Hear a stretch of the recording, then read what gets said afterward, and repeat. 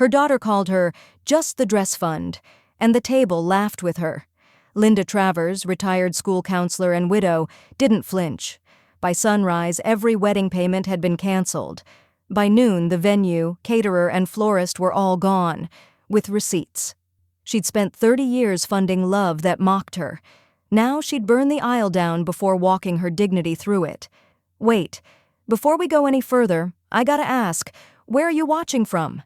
Drop it in the comments and don't forget to subscribe. The chandelier light skimmed the rim of Ashley's champagne glass like a spotlight on a stage cue. She was radiant, hair swept into a soft updo, lashes curled to impossible lengths, a satin cocktail dress clinging just right. She laughed in bursts, chin tilted, hand fluttering as if the air around her needed curating. People leaned in when she spoke, as though she were the only heat source in the room. Linda Travers watched from her seat at the far end of the long, linen-draped table, fingers resting on the base of her wine glass. She smiled when people looked her way, polite, practiced, serene. A retired school counselor knew how to hold a neutral face through chaos. But her gaze never drifted far from her daughter. Ashley had chosen the venue, the floral palettes, the menu down to the bone marrow crostini, all with an air of Pinterest-sourced sophistication. Linda hadn't argued. She wanted Ashley to feel seen, heard, celebrated. Her only firm request had been this rehearsal dinner, small, intimate, hosted at Ashley's favorite low-country fusion restaurant just outside Charleston Harbor. Linda had arranged it, paid for it, even coordinated the soft blush centerpieces with Helen. And now she sat in the middle of it, invisible. Greg stood from his seat, lifting his glass in a light clink. "To our families," he began, glancing briefly toward his parents before turning to Ashley. "And to my bride, who somehow planned a perfect wedding and still had time to remind me where the vows go." The group chuckled. Linda's name wasn't mentioned. Not a nod, not a thank you. She felt Helen stiffen beside her. Greg continued, "I'm grateful to both sides for making this happen, really. The love, the effort, especially the patience." His smile wavered toward Linda, almost apologetically, but he didn't name her. Jocelyn, the maid of honor, raised her flute next. "To the dress! Can't wait to see the gown our fund paid for," she chirped with a cackle that was sharper than it needed to be. Laughter rippled through the table like wind disturbing a shallow pond. Ashley leaned toward her with a faux whisper that carried effortlessly, "Yup, my mom's just the dress fund." More laughter. Greg chuckled under his breath, awkward. A groomsman clapped the table. Someone called out, "Hey, at least she paid for something, right?" Linda blinked slowly. The wine tasted suddenly metallic. Her hand remained steady on the stem, but inside, something ancient cracked, quietly, definitively. No one rushed to amend Ashley's comment. No one said, "Hey, come on, that's your mom." They laughed and moved on. Ashley had made her role clear. Helen leaned in, voice low. "She really said that out loud?" Linda gave a slow, almost imperceptible nod. She kept her lips gently pursed, her expression fixed in the shape of neutral support. No tear escaped, no tremble betrayed her. She stood. The chair made a soft scrape against the hardwood, enough to draw mild attention but not enough to interrupt the festivities. Linda tucked a napkin neatly beside her plate, smoothed the front of her slate blue blouse, and smiled. Not at anyone in particular. Just the kind of smile people reserve for elevators or long church pews. Polite, surface level, void of detail. "I'll be just a moment," she murmured to Helen. Linda walked with measured grace toward the hallway, away from the dining area. Her kitten heels clicked softly against the wood planks, rhythmic and clean. She passed a waiter, nodded, disappeared into the restroom. Inside, the soft hum of overhead music filtered through the speakers. It smelled like rose water and lemon polish.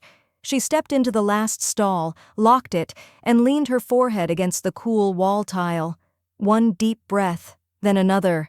She pulled out her phone, navigated to her banking app. Her thumb hovered briefly, then pressed. Cancel final payment, disable event card. A text popped up from Ashley just then. "Don't forget the garter in your closet. Bring it to the suite tomorrow." Linda stared at it for 3 long seconds. then opened her contacts. Searched. Found Mr. Billings, venue owner. Her fingers typed, "We need to speak tomorrow before noon. It's urgent." Then she made the call. To her bank this time. Voice calm, tone professional. Her fingers didn't shake, not even a little. She ended the call, flushed the toilet out of habit, washed her hands, and looked at herself in the mirror. Still, Linda Travers. But something essential had shifted. Ed. She stepped back into the hallway, where laughter from the dinner continued in soft, oblivious waves. The sound of clinking glasses was still echoing in her ears when Linda closed her front door behind her. The Charleston night was warm and wet, the kind that made the Spanish moss look heavier on the trees. She stood in the entryway for a moment, her hands at her sides, the house hushed like it was listening. Then she moved, quiet, focused, precise. She set her phone down on the foyer table and walked into the kitchen. Her laptop sat exactly where she'd left it, centered on the placemat, charger coiled neatly beside it. She opened the lid and typed in her passcode. The screen lit up with the homepage of her bank. No music played, no tears fell. Her fingers moved with practiced calm.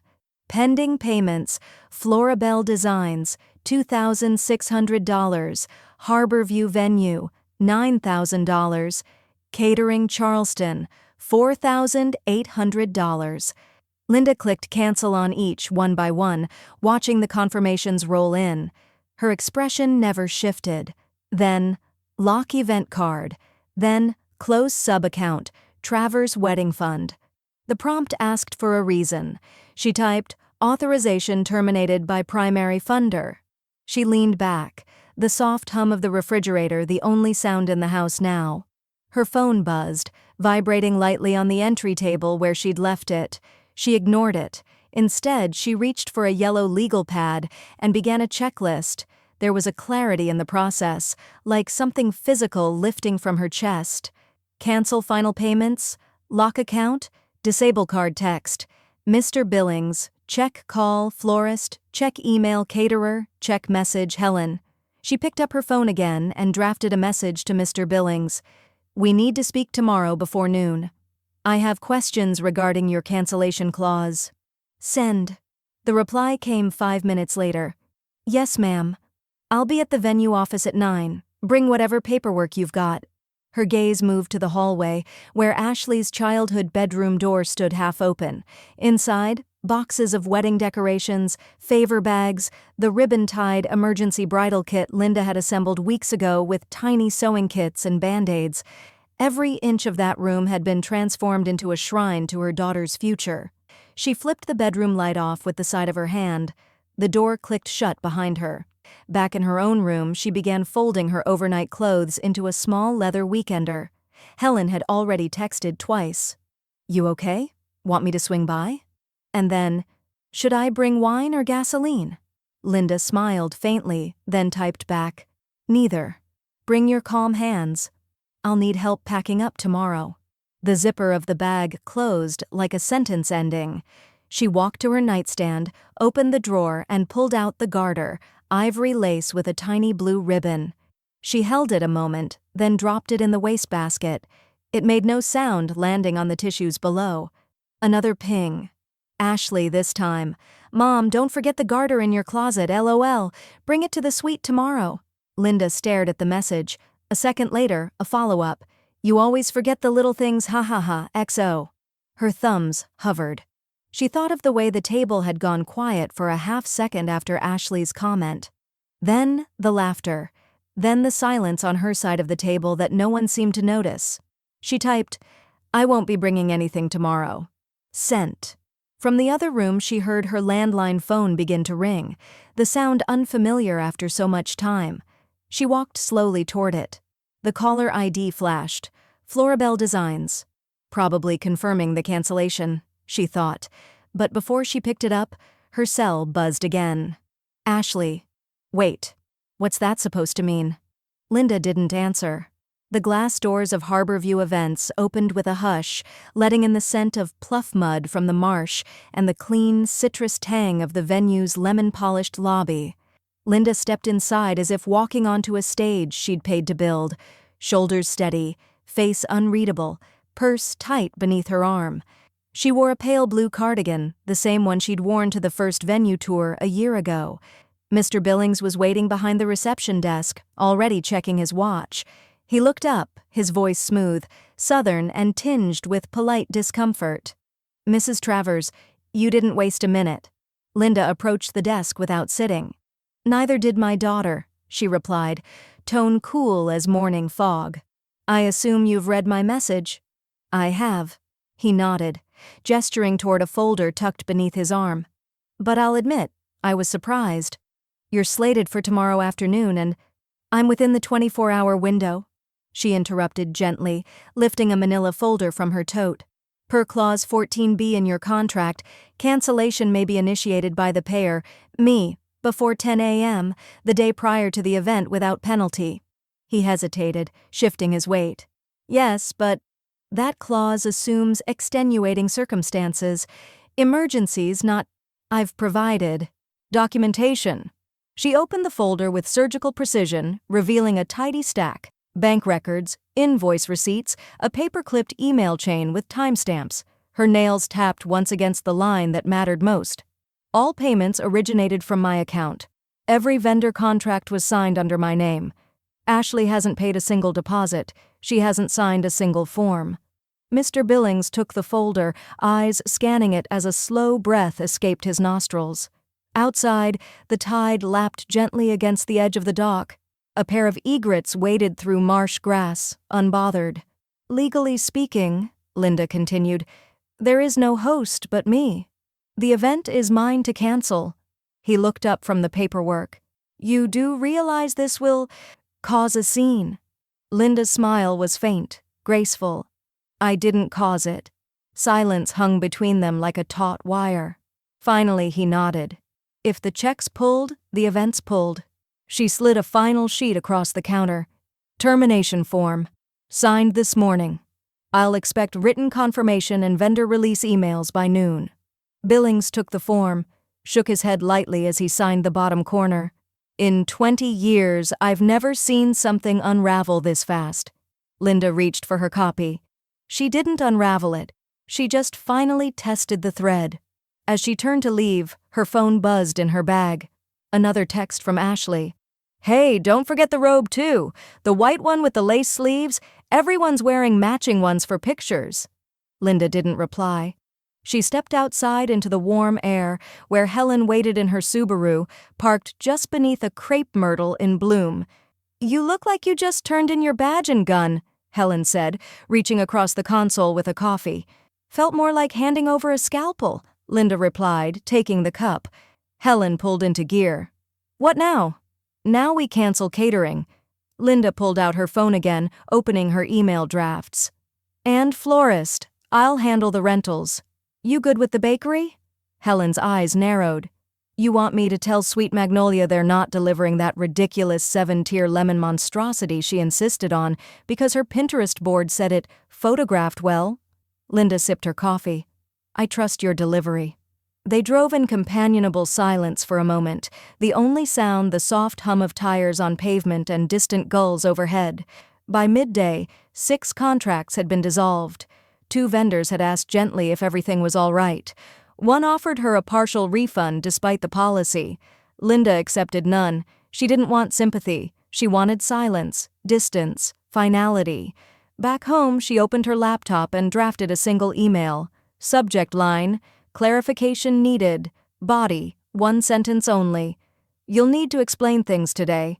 No salutation, no sign-off, just that. She hit send. Then she closed the laptop, placed it gently on the table, and looked out the window. Across the street, a neighbor's wind chime started to sing, as if stirred by a change in the air that no one else had quite named yet. The lobby of the Charleston Waterfront Hotel was quiet in that heavy, anticipatory way mornings can be. Soft classical piano playing overhead, scent of lavender polish rising from the marble floor, front desk attendants speaking in tones just above a whisper. Linda stepped through the glass doors with the unhurried grace of someone arriving for a final act she didn't intend to perform. She walked directly to the reception counter. "Good morning," she said. "I need to remove my name from the reservation for the presidential suite. Last name Travers." The young man behind the desk straightened slightly. "Oh, that's the bridal suite, right? For the Travers Lawson wedding?" Linda gave a tight smile. "Not anymore." He blinked, thrown. I see. Do you want to cancel the suite entirely?" "No," Linda replied, sliding her ID across the counter. "Just remove me from it. I won't be needing the room. The bride may take it over, if she shows." He typed quickly, then nodded. "Done, ma'am. Would you like a printout?" "I'd like silence," she said kindly, and turned away before he could offer anything more. Upstairs, the hallway outside the suite was strewn with signs of anticipation. A white satin robe with bride embroidered in gold was draped over the door handle. A champagne bucket sat untouched beside a stack of pink luggage. The air held that faint smell of curling irons and sugar pastries. But inside, the suite was still empty. The stylist had arrived early, set up brushes and palettes across the vanity, then waited and waited. Downstairs, Linda took a seat in the hotel's side garden, near the fountain with its mossy stone basin and low benches. She sat beneath a magnolia tree, sunlight threading through the leaves above her, her purse tucked beside her. Her face was calm, almost meditative, but her eyes flicked occasionally toward the entrance. Helen texted, "Any word from the spa yet?" Linda replied, "Still soaking in cucumber water, I assume." It wasn't until 10:12 a.m., 42 minutes late, that Ashley and Jocelyn burst into the suite, laughing about how their seaweed wraps had run long and how Jocelyn's massage therapist had literal angel hands. The moment Ashley saw the empty room, her smile fractured. "Where's the makeup artist?" she asked. The stylist, packing up her supplies with tight-clipped movements, turned. "I waited an hour. No one contacted me. And no payment cleared. I have another booking." Jocelyn stepped forward, arms crossed. "That's not how this works. She's the bride." "Exactly," the stylist said, "which is why I expected professionalism." With that, she zipped her kit and swept past them, perfume trailing behind her like defiance. Ashley stared at the door. What the hell just happened? "No worries," Jocelyn said, already pulling out her phone. "Let me call the photographer. Maybe they can grab someone on the way." But the photographer didn't answer. Nor did the florist. The folding chairs were nowhere to be seen. The stylist's chair still stood in the corner like a vacant throne. Down in the garden, Linda watched a white town car pull up and an elderly couple step out, glancing around with gift bags in hand. A child followed, clutching a tiny pillow and looking confused. Another car. More guests. Her phone buzzed with a new text from Helen. "The church parking lot's full, but no one's inside, just standing around." Linda set her phone down and closed her eyes for a moment. Upstairs, Jocelyn's voice was high-pitched now. "Where are the flowers? Where's the delivery? Where's the planner?" Ashley's mouth was open, blinking fast, fingers tapping her phone screen. She wasn't used to the silence on the other end. Just then, a hotel staffer stepped into the suite holding a clipboard. "Excuse me," she said. "Miss Travers?" Ashley turned toward her, wide-eyed with hope. The staffer hesitated. "The venue just called. They said there's no event scheduled anymore." The crowd collectively stilled. The mother of the toddler gasped. A bridesmaid's father dropped his sunglasses.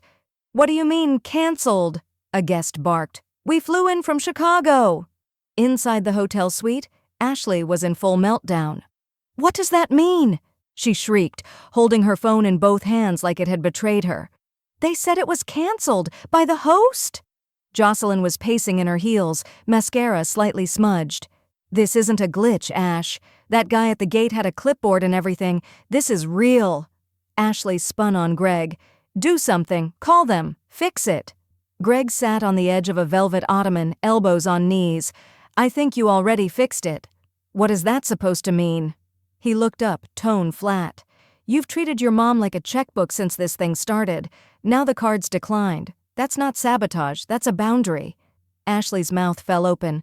"I was joking. Everyone was laughing. You didn't say anything." "I didn't laugh," Greg said.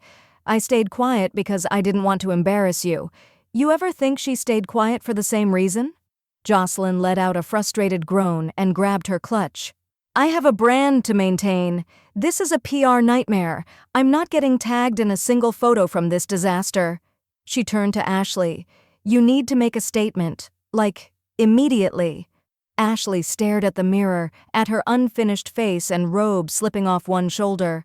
Her voice cracked. There was supposed to be a wedding. But no one was listening anymore. Meanwhile, across town, Linda and Helen sat on the patio of a tucked-away cafe by the marsh, shaded by a bright blue umbrella. The waitress had just dropped off 2 plates, shrimp po' boys with kettle chips and iced tea in sweating mason jars. Is this too calm? Helen asked, glancing around. Feels like we should be wearing disguises. Linda smiled as she stirred her tea. The disguise was pretending I wasn't hurt. I took it off. Helen lifted her glass.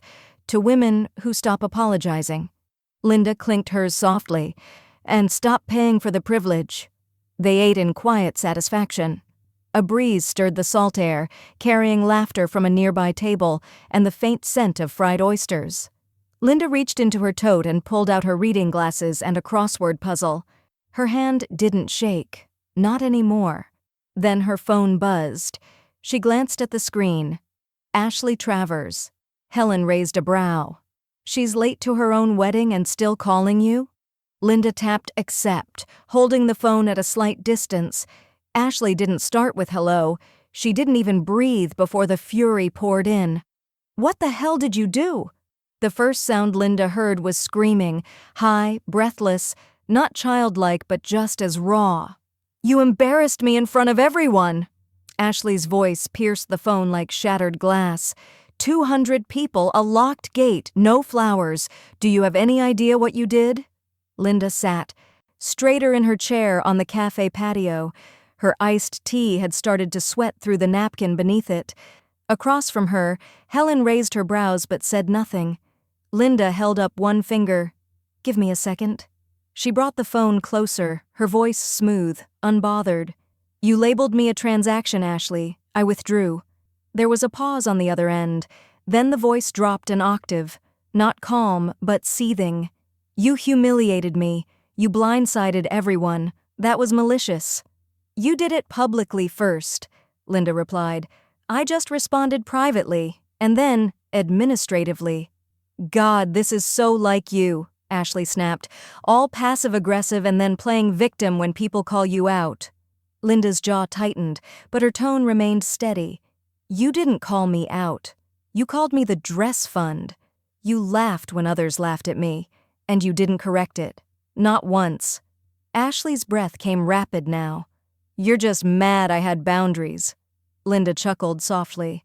You can have all the boundaries you want, but mine comes with receipts. There was a beat of silence. I want the venue reinstated. I'll apologize publicly if that's what it takes. Just fix this.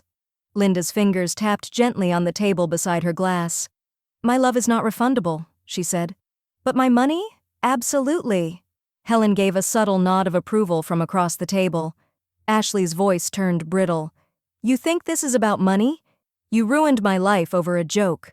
No, Linda said simply. You ruined your own wedding over who you chose to be. I just stepped out of the way so you could see it clearly. Unbelievable, Ashley hissed. Linda didn't argue. She didn't need to. I'm hanging up now, she said. I suggest you spend the day with someone who still thinks you're right. Then she ended the call.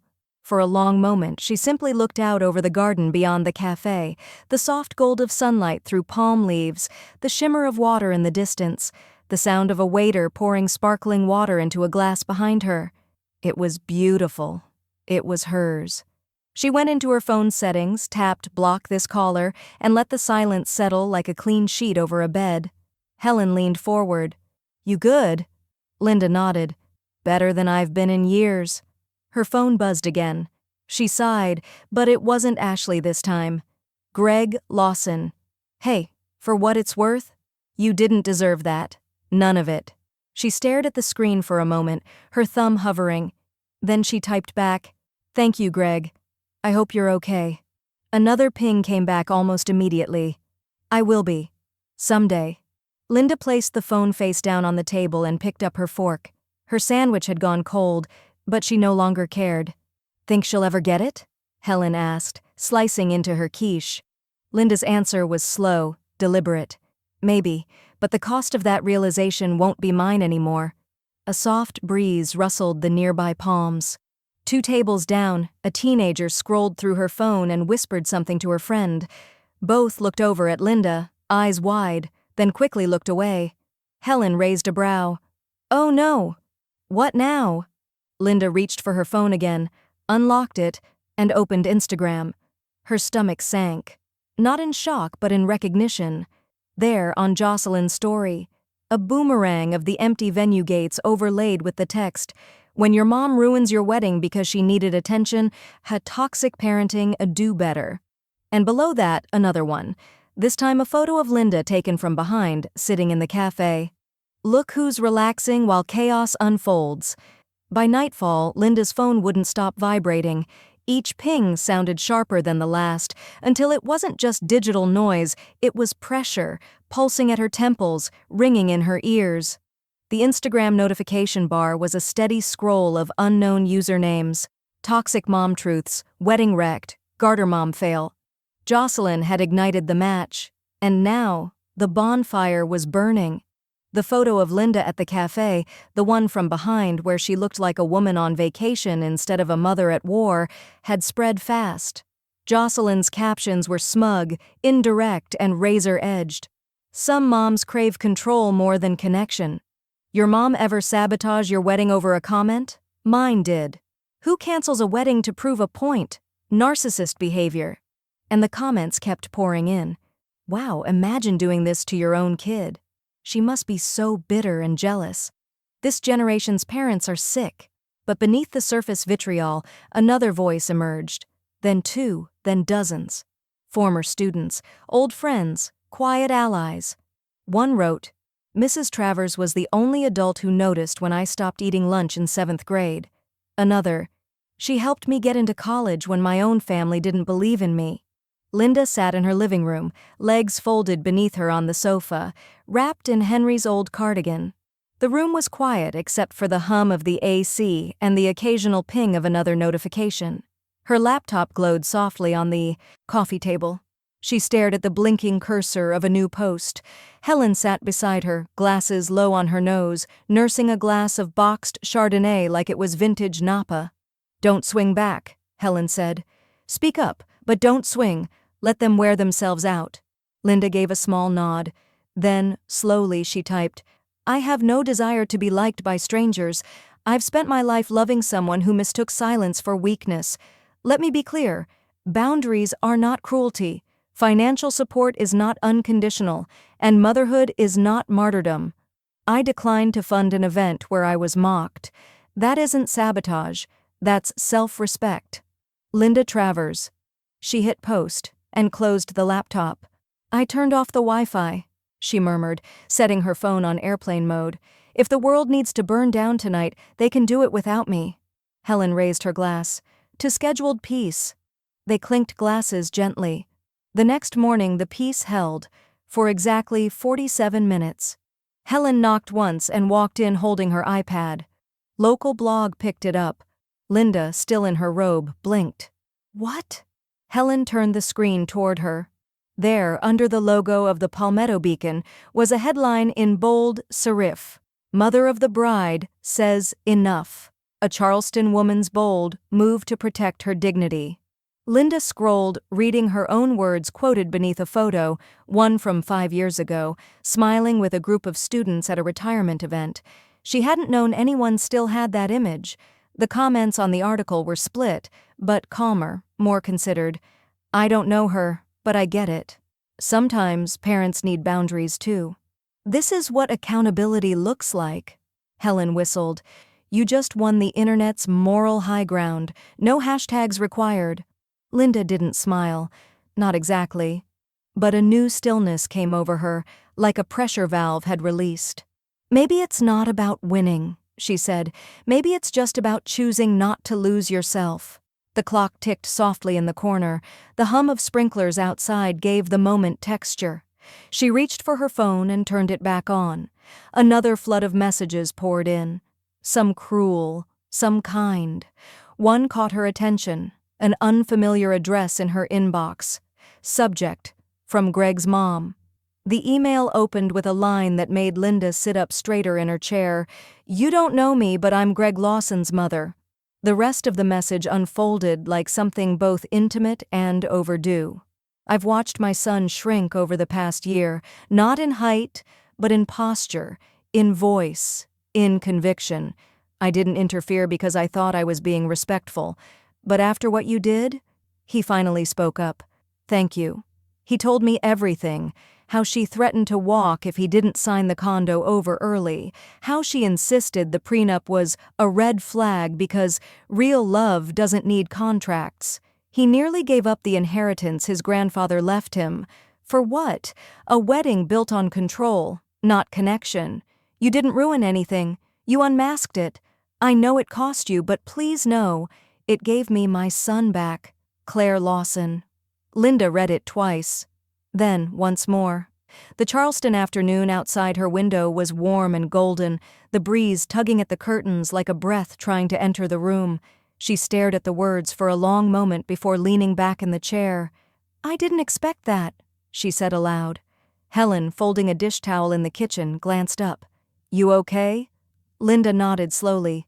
"Greg's mother, she thanked me, said I gave her son back." Helen's brow lifted. "That's rare." "Rare," Linda echoed, "but honest." She clicked reply, kept it short. "He deserves to be whole. I'm just sorry it took this to reveal the cracks." She hit send, closed the laptop, and sat still, listening to the creak of the floor as Helen moved, the clink of a glass set on the counter, the soft tick of the wall clock. There was no thrill in it, no righteousness, just stillness, like a boat that had finally found anchor. Later that evening, Linda stood in the doorway of her late husband's study. It had become something of a shrine. Books left shelved the way he liked, the desk lamp still slightly crooked, the worn leather chair carrying the shape of his frame. She crossed the room and opened the top drawer of the cedar chest. Inside, nestled in its original box, was Henry's wristwatch. Simple, brushed silver, with a face worn from years of habit. She had almost given it to Greg the night of the rehearsal dinner. Almost. But then Ashley had poured vinegar over the moment. Tonight, she wrapped it herself. No card, no message, just a box and a ribbon. At the post office the next morning, she addressed it by hand, Gregory Lawson. No forwarding address required. She handed it across the counter, then turned and walked out into the warm South Carolina light. Across town, in the silence of her now empty suite, Ashley scrolled through her phone. Every vendor had ghosted. The ring sat on the dresser, its diamond. Catching the light with a cold, impersonal glint, her followers had dropped by the hundreds overnight. Sympathy was drying up. She refreshed Linda's page again. The post was still up, and still gaining traction. Her thumb hovered over the message icon. Then she opened a new one and typed without punctuation.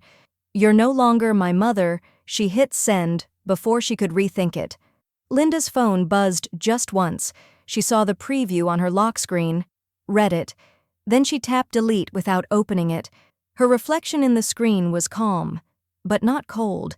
It started with silence, followed by a digital erase. Linda noticed it one morning while scrolling through the usual haze of emails and news headlines. Ashley's name was no longer tagged in the family photos. Her comments had vanished from old posts. And when Linda tapped on Ashley's profile, a blank gray box stared back. User not found. Blocked. Erased. The daughter she had raised for 29 years had scrubbed her clean. Linda didn't cry. She didn't gasp or clutch at her chest. She just stared at the screen for a long moment, then gently set the phone down on the kitchen counter. She poured herself a second cup of coffee, black, hot, no sugar, and stood at the window, watching two squirrels spiral around the oak tree in the backyard. One of them paused on a branch, tail twitching like a nervous thought. "She blocked me," Linda said aloud. Helen, reading the newspaper at the breakfast table, didn't look up. "You sure she didn't just delete the whole app?" No, Linda said, calm and final. She deleted me. Helen folded the paper in half and set it down. Then I guess she made her own boundary. Linda nodded once. And I'm about to make mine. That afternoon, Linda met with her estate lawyer. The same man who'd helped set up Henry's trust had barely aged. His office still smelled like cedar wood and overbrewed coffee. He adjusted his glasses as he read through the document in front of him. "You're sure?" he asked, tapping the line with Ashley's name. "Remove her from beneficiary status," Linda said. "All wedding funds, savings, any future transfer, I want them redirected." "To?" Linda passed him a folder. Inside were typed pages, clean and ready. The Travers Grace Grant. She explained the vision slowly. A local scholarship for women exiting toxic or manipulative relationships, not just education funding, housing support, job coaching, therapy stipends. Real tools, real exits. "Start with 10,000, she said. "It's not everything I planned for the wedding, but it's the part that still has purpose." The lawyer leaned back. "You know this might cause waves." "I've already been through the storm," Linda replied. "Now I'm building the lighthouse." Word traveled quickly. Within a week, Helen forwarded her a link to the Women Rising Leadership Summit's website. Keynote slots open. Tell your story. Shape our future. "You should apply," Helen said, sliding the laptop toward her. "You could help 100 women in one afternoon." "I'm not a speaker," Linda said. "You're something better," Helen said. "You're someone who stopped paying to be disrespected." Linda stared at the page a long time. Then, slowly, she typed, "Application, Linda Travers, the cost of being quiet too long." She submitted it. 2 days later, she received a call from a local journalist named Nina, soft-voiced but sharp-eyed. "I've followed your story online," she said. "Not the drama, the dignity. Would you sit for a human interest piece?" "I don't want to perform my pain," Linda said. "You don't have to," Nina replied. "You just have to tell the truth." Linda agreed, on one condition. Let the truth be useful, not dramatic. The piece published online the following week, with a photo of Linda sitting in her garden, sunlight dappling her shoulders. The headline read, "When Saying No Becomes the First Step to Freedom, the Quiet Power of Linda Travers." She received dozens of letters, some from young women, some from mothers. One from a retired counselor in another state who said simply, "You gave us language." But the one that stopped her came from the local foundation she had submitted her scholarship idea to. "We love what you've built. We'd like you on our board." Linda's thumb hovered over the screen, the glow of her phone casting a pale halo across her face in the early morning light. The image stared back at her, a posed shot from 6 months ago, back when Ashley still spoke to her in full sentences. Linda stood stiffly between Ashley and Greg in front of a backdrop of white roses, her smile polite but slightly off-center. Her hand rested just behind her daughter's back, barely touching. She remembered how Jocelyn had insisted, "Just one more for the grid," like it was a commandment, not a request. The photo had nearly 1,000 likes, but it felt hollow now, like a postcard from a city she never visited. She tapped Delete Tag and then, without flinching, Remove Post. The screen blinked once. Gone. In its place, she opened her camera roll and selected a different picture, one Helen had taken the day of the canceled wedding. It was candid. She and Helen sitting on the patio of that little cafe, laughing over iced tea and fried shrimp, the sun caught in her hair, her shoulders relaxed in a way that hadn't happened in years. No makeup, no filter, just joy. Real. She uploaded it. No hashtags, no location tag, just a caption. "Peace looks good on everyone." She hit post. By lunchtime, her notifications were lighting up again, but this time the current felt different. Softer, rooted, a comment from a former student. "You were always the one who made space for others. Glad you made space for yourself." Another from an old coworker. "Your dignity teaches louder than any lecture." Even her ex-sister-in-law chimed in. "Wish Henry could have seen this. He'd be proud." Linda scrolled slowly, reading every line. Not to bask, just to acknowledge the ripple she hadn't expected to cause. Helen peeked over her shoulder from the kitchen. "You're officially trending." Local icon status by Friday? Please, Linda said, setting the phone face down. Don't curse me with relevance. Helen smirked. Too late. You went viral the classy way. But the digital tide, as ever, rolled in both directions. That evening, Jocelyn posted a video to her stories, a softly lit clip from her apartment, shot at a flattering angle with mascara just slightly smudged for maximum vulnerability. I just want to clear the air, Jocelyn began, voice low, eyes glassy. This week has been heavy, a lot of emotions, a lot of judgment, but I think people forget we're all just doing our best, especially women, especially daughters. She never said Linda's name, never referenced the canceled wedding directly, but every pause, every sigh was calibrated. I think when people are hurt, they react.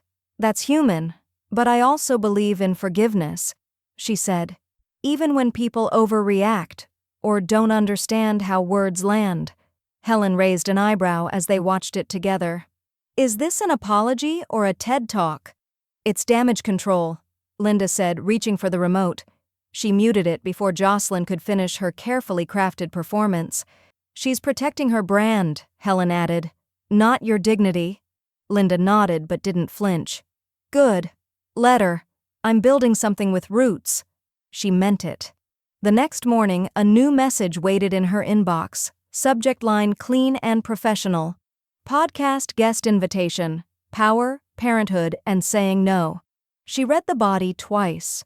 A well-known women's leadership podcast had picked up her quote in the Beacon article. They wanted her voice on an upcoming episode.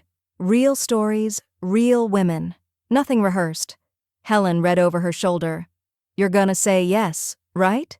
Linda closed her eyes and smiled, not performative, not polite. Full. I think I will, she said. Not to tell a story, to tell the truth.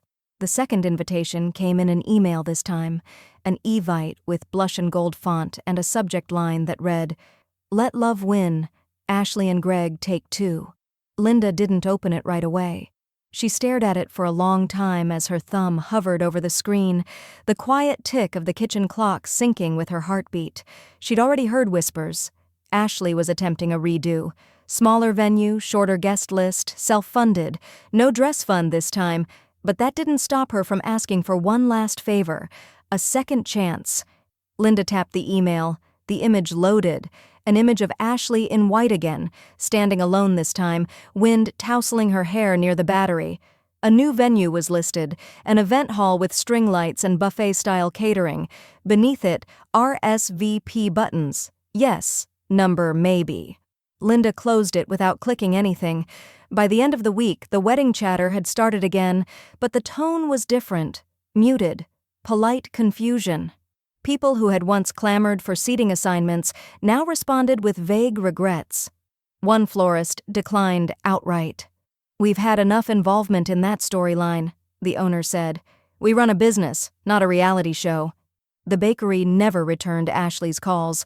The band asked to be paid in full up front, and even then advised she consider a Spotify playlist instead. Guests, those who hadn't quietly unfollowed Ashley, sent messages like, "Oh, we're traveling that weekend," or "We'll be there in spirit." Some didn't reply at all. Ashley vented in a group chat Linda was no longer part of. People are just scared of her now, like she owns the moral high ground. But it wasn't fear. It was alignment. Linda hadn't turned people against her daughter. Ashley had simply run out of people who would pretend not to see. And Greg, he'd said nothing publicly. But Linda heard from Claire, his mother, in a brief email signed with warmth and respect. He's doing well. Quiet. Steady. Seeing someone new. No drama, just coffee dates. I think he's finding himself again. Linda smiled as she read it, standing at her desk surrounded by stacks of coursework. She was 2 months into a certification program in nonprofit leadership, online classes, late-night readings, and every quiz a small affirmation that reinvention wasn't age-bound. She'd started leading workshops through the foundation. The Travers Grace Grant had already helped 4 women get out of volatile homes. One had landed a job, another a full ride to community college. Every time Linda held the paperwork, signed the check, or shook a hand at graduation, she felt it, the quiet restoration of meaning. One afternoon, she arrived early to set up folding chairs for a financial independence seminar. Helen was beside her, clipping name badges to lanyards and humming off-key to the soft hum of the building's lobby playlist. "She tried to walk back down that aisle," Helen said, adjusting her reading glasses. "But no one stood up this time." Linda placed a pitcher of water on the refreshments table. "She didn't walk down it. She built it over quicksand." Helen tilted her head. "And you?" "I didn't walk away from the aisle," Linda said. "I stepped off it, found my own ground." The room began to fill, quietly, respectfully. Most of the attendees were women. A few looked tired. Some looked hopeful. All of them, in some way, had shown up for themselves. As the last woman signed in, a young girl, maybe 21, in a worn denim jacket and trembling hands, approached Linda at the side of the room. She said softly, voice barely above a whisper. "You're the woman from the Beacon article, right?" Linda nodded. The girl swallowed. "Your story gave me the courage to leave." Linda's throat tightened, but she didn't look away. She reached for the girl's hand and held it with quiet strength. "You're the story now," she said. The garden lights glowed amber beneath the early evening sky, casting soft shadows over linen-covered tables and twinkling glassware. Wind moved through the trees like whispered music, and laughter, gentle, genuine, rose like steam off warm plates. Linda stood at the edge of the patio, watching as the first of the guests arrived. There was no harpist, no forced walk down an aisle. Just folding chairs, pale blue hydrangeas, and the comforting scent of roast chicken and rosemary biscuits drifting from the catering tent. It wasn't a wedding. It didn't need to be. She wore a navy dress that Henry had once called her dignity dress, not for its modesty, but for how effortlessly it commanded a room. Tonight, it did its job. The celebration was for the first 5 recipients of the Travers Grace Grant, each woman seated now at her own table, surrounded by friends, mentors, and the quiet awe of second chances. A college freshman with braids and bright eyes clutched her acceptance letter like scripture. A mother of 2 who'd finally moved out of a shelter stood beside her new employer, beaming. A nurse in training smiled through tears as her teenage daughter snapped a picture of her with a borrowed Polaroid. This wasn't about a cake or a ring or centerpieces perfectly matched to a Pinterest board. This was real, tangible, earned. Helen clinked her glass as she stood beside Linda, cheeks flushed with wine and warmth. "If I may," she called out, "I'd like to make a toast." Chairs shifted, heads turned. Helen raised her flute. "To the woman who knew when not to pay the bill." Laughter rippled through the crowd. Linda felt her face warm, not with embarrassment but gratitude. Helen continued, voice softening. "And to every woman at this table who learned that saying no isn't cruelty, it's clarity, and that the best beginnings often come right after a beautiful, righteous ending." They drank to that. Linda didn't sit right away. She watched the women leaning into each other, eyes bright, their forks pausing mid-air as they told stories that didn't need to be edited. There were no photographers, no hashtags, no announcements, just presence. Later, as the moon rose and the dishes were cleared, a small white box sat near the exit table. Guests were invited to leave a note for Linda, not out of obligation, out of thanks. She waited until the last car pulled away before opening it. Each message was folded like a secret. "You gave me a name I wasn't afraid to use anymore. You taught me that love can have rules. I thought no one would ever pick me, but you did." She read them slowly, alone in her kitchen, the house silent but full. Her heels were off, her cardigan draped over the back of the chair. The box sat on her lap like a sacred thing. Next day, Linda receives an envelope. The envelope was cream-colored, heavy stock, embossed in black lettering that screamed prestige. Linda didn't open it right away. She simply stared at it as it sat on her kitchen counter, an artifact from someone still clinging to the illusion of control.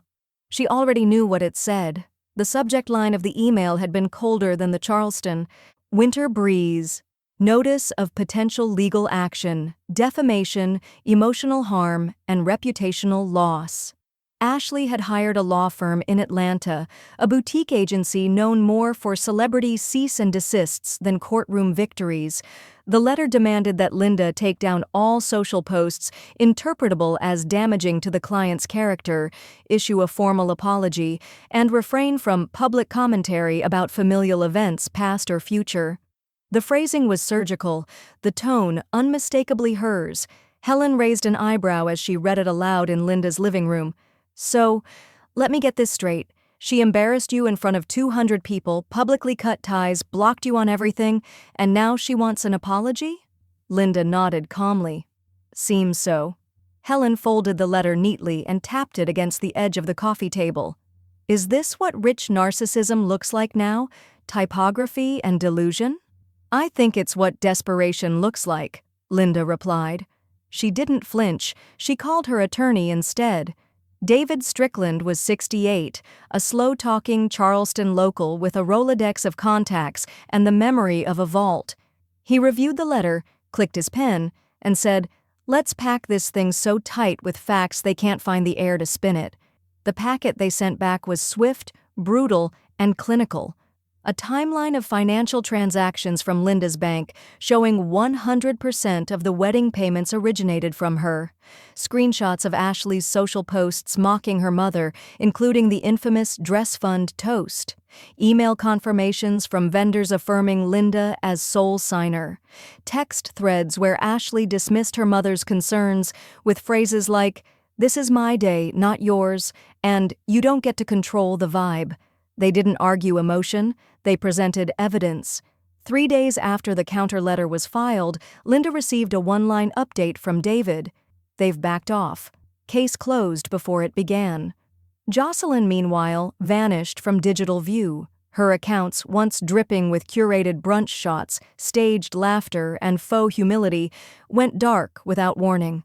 Word in the comment sections was that brands had quietly pulled partnerships. No one wanted their skincare line associated with the phrase toxic mom sabotage. Linda didn't celebrate. She updated her phone's security settings. She enabled two-factor authentication, installed tracking alerts, and unsubscribed from Ashley's law firm's newsletter, an ironic side note buried in the fine print of their email footer. And then she did something more radical. She let go. Not financially. That part had long since been severed. This was deeper, subterranean. Linda didn't just block Ashley's lawyer. She blocked the small, lingering ache that still waited each morning, hoping for reconciliation in the form of a text, a softened tone, an acknowledgement. That ache had made her smaller, quieter, willing to tolerate things no mother should. She buried it, not in bitterness, but in resolve. 1 week later, she received a letter in her foundation mailbox. No return address, just a crisp white envelope and a cashier's check folded inside. Amount $50,000. Memo line, match. She blinked, sat down slowly at her desk, and stared at the number. The Travers Grace grant, her scholarship for women exiting manipulation, had just doubled overnight.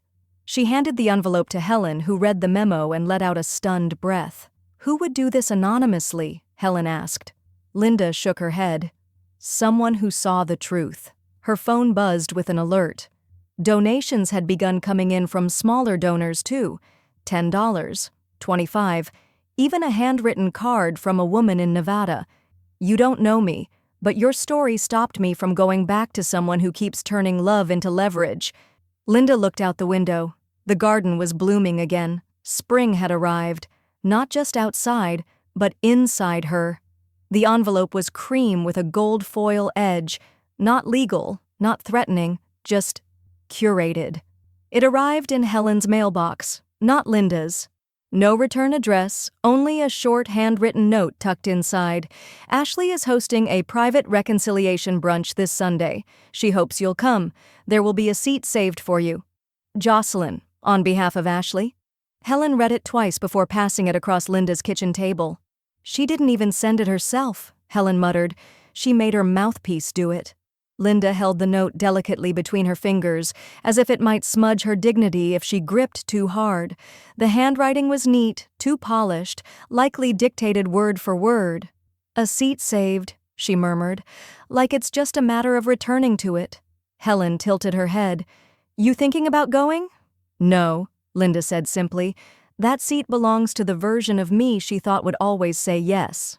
She walked to the desk by the window, the one where she kept correspondence and checkbooks, and pulled out a donation slip from the Travers Grace Grant Fund. She filled in the line, "In honor of Claire Lawson. Amount, $1,000. Purpose, supporting Second Starts." She sealed the envelope herself and addressed it to the foundation, not to Ashley, not to Greg, not even to herself. "This is my RSVP," she said, placing it into the outgoing mail tray. Sunday came and went.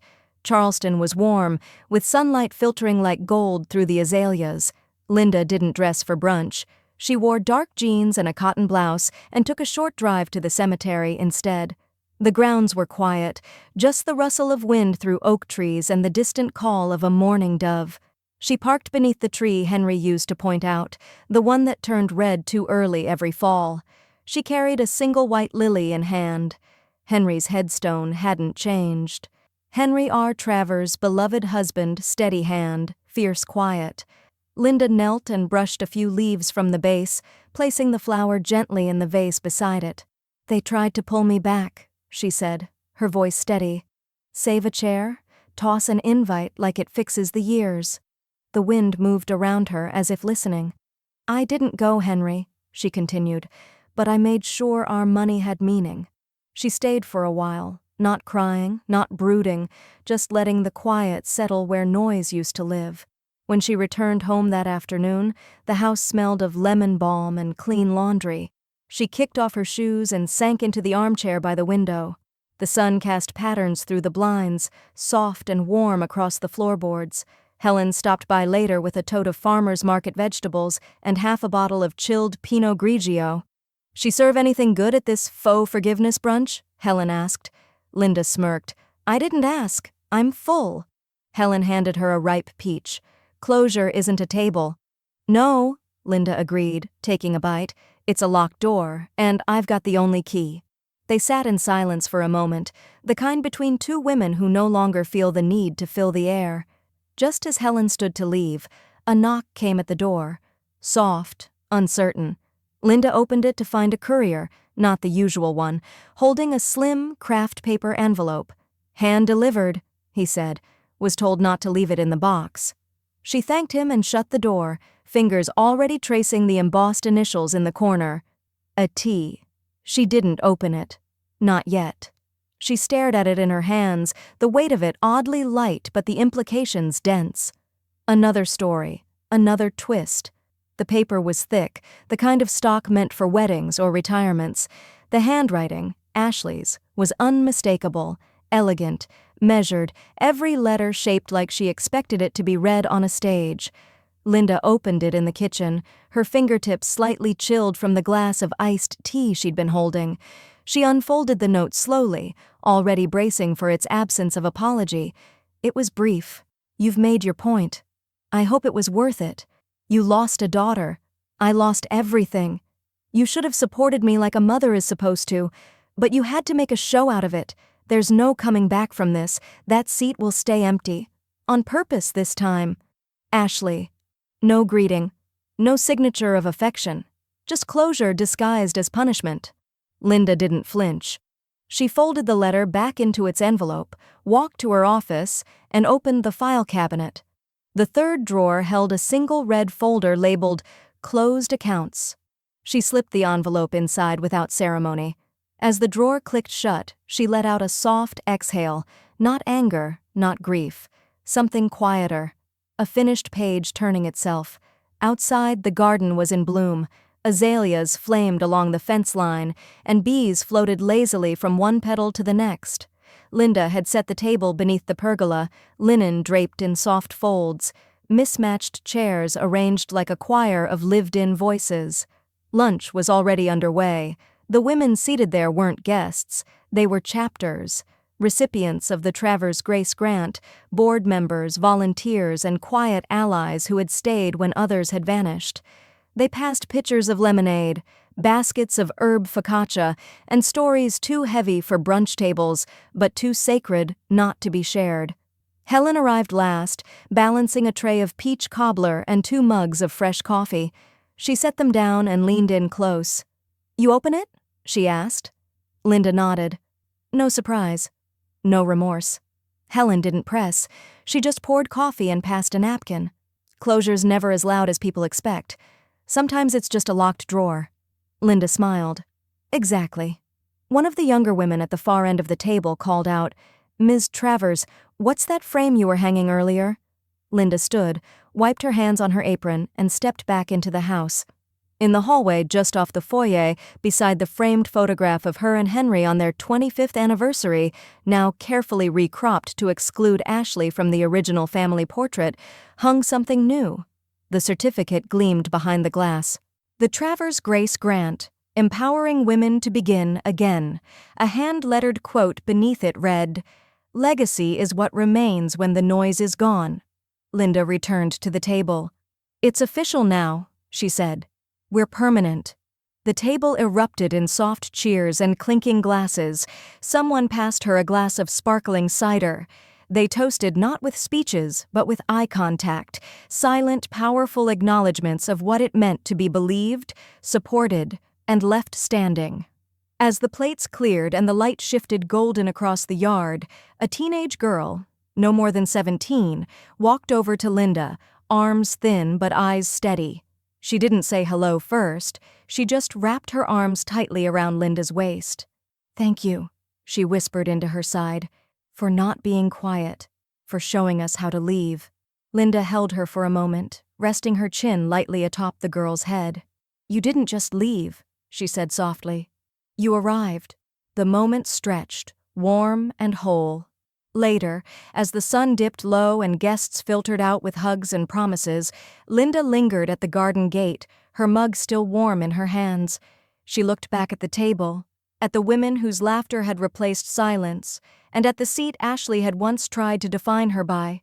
Empty, and no longer hers to fill. She didn't need to RSVP to anything else. She'd already chosen.